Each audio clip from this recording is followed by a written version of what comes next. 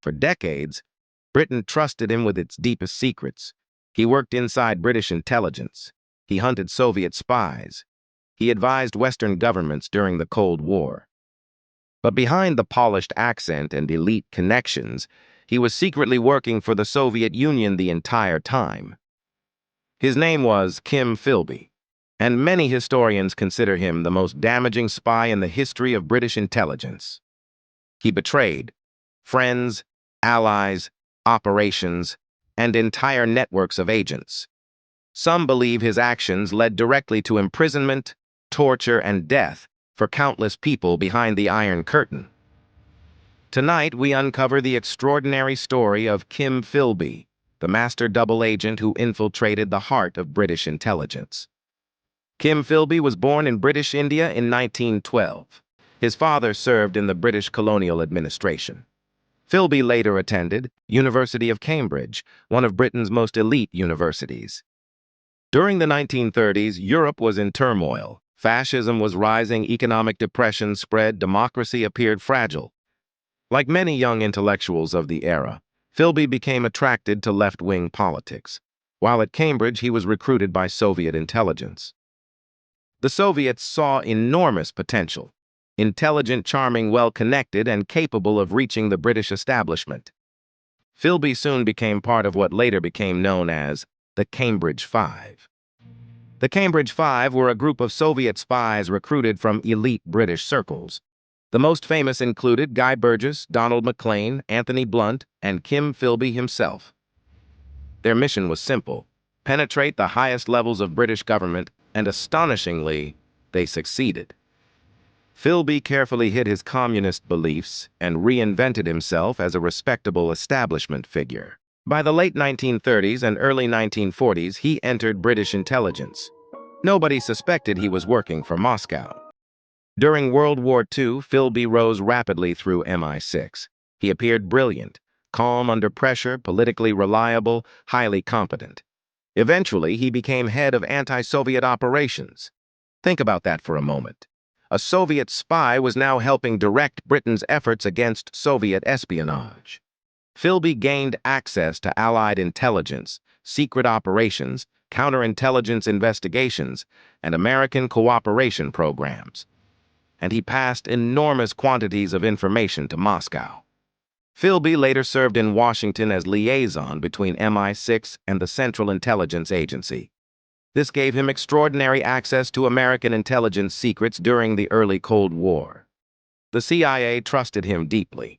One of his closest American colleagues was legendary counterintelligence officer James Jesus Angleton. Angleton considered Philby a friend. He had no idea he was dealing with a Soviet mole. Philby learned American operations, NATO intelligence, anti-communist covert actions, and Moscow received much of it. Eventually, suspicions began emerging.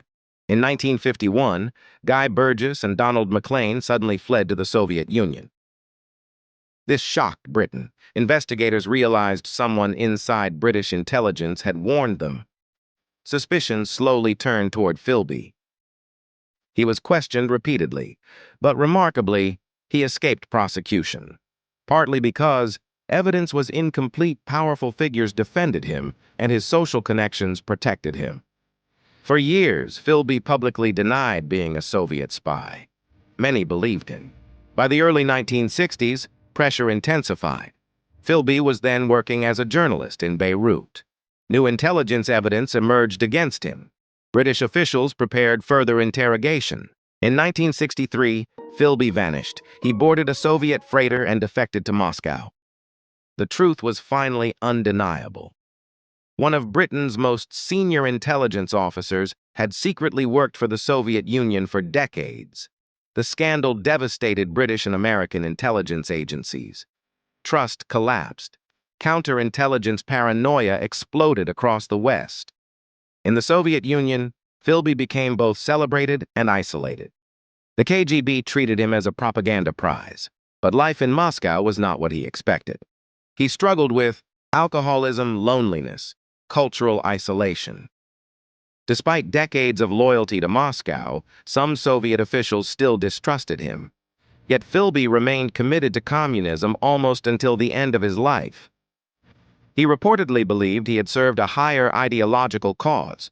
To his critics, however, he was simply a traitor responsible for enormous human suffering. The true scale of Philby's damage may never be fully known. Historians believe he compromised countless intelligence operations, Western networks in Eastern Europe, anti-Soviet resistance movements, CIA and MI6 strategies.